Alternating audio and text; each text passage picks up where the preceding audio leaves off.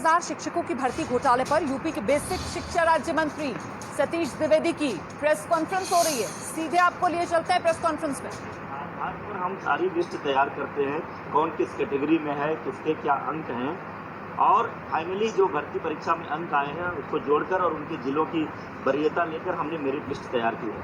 अभी किसी का डॉक्यूमेंट वेरिफिकेशन नहीं किया गया था। काउंसलिंग होती ही इसीलिए है। जो 3 जून से 6 जून तक काउंसलिंग होनी थी, काउंसलिंग एग्जैक्टली डॉक्यूमेंट वेरिफिकेशन ही है।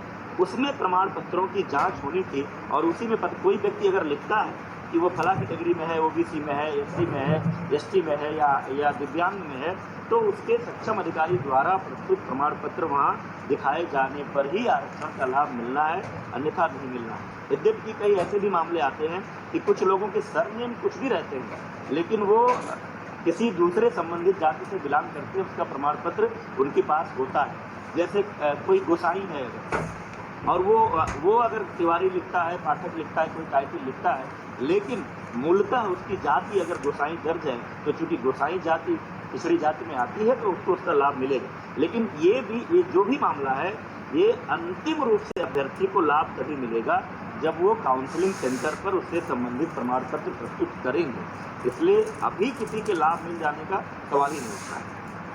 कतिपय लोगों द्वारा आरक्षण की प्रक्रिया को लेकर भी सवाल खड़े किए गए हैं। कई बार ये बातें हो रही हैं। आप सब जानते हैं इस देश की पूरी विधि द्वारा स्थापित एक प्रक्रिया है। 50% सीटें किसी भी भर्ती परीक्षा में अनारक्षित होती हैं। 50% में ओबीसी, एससी, एसटी का अलग अलग आरक्षण है। 50% अनारक्षित सीटों पर मेरिट के आधार पर, चाहे वो जिस संवर्ग के लोग हों, चाहे वो ओबीसी हों, एससी हों, एसटी हों, जिनकी भी मेरिट ऊपर होती है, वो सभी लोग इस अनारक्षित वर्ग में चयनित होते हैं। इस भर्ती में भी यही हुआ है। किसी को ये भ्रम नहीं होना चाहिए कि अनारक्षित वर्ग में केवल सामान्य जातियों के लोग भर्ती हुए हैं। अनारक्षित वर्ग में सामान्य जातियां भी हैं, ओबीसी भी हैं, एससी भी हैं, एसटी भी हैं। जिनके अंक आए हैं वो हैं।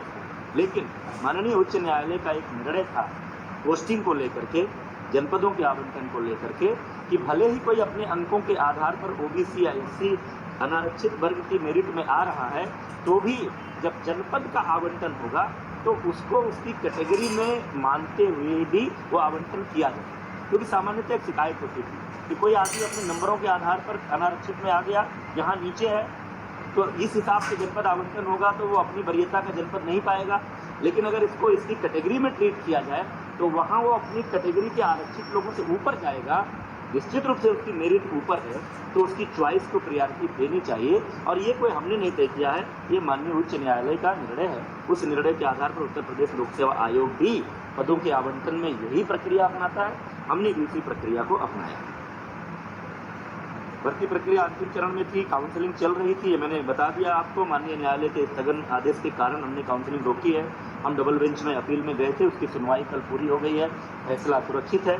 जैसा निर्णय आएगा माननीय न्यायालय के निर्णय के अनुरूप हम उसमें आगे की कार्रवाई करेंगे। इसी संदर्भ में एक अपडेट माननीय सर्वोच्च न्यायालय से भी आई है कि आगे कोई डेट लगी थी, लेकिन इस बीच में कोई जो प्रतिवादी गण हैं उन्होंने कुछ रिप्रेजेंट किया है और बीच में किसी दूसरे माननीय न्यायमूर्ति ने उस मामले को इंटरटेन किया है।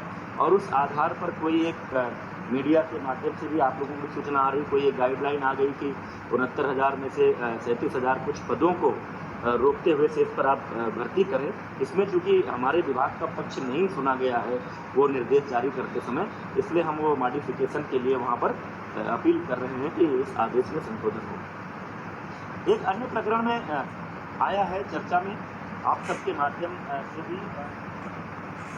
तो सुन रहे थे आप, यूपी सरकार की तरफ से बताया गया कि शिक्षक भर्ती घोटाला सामने आते साथ ही कार्रवाई हुई, 11 लोगों को गिरफ्तार कर लिया गया।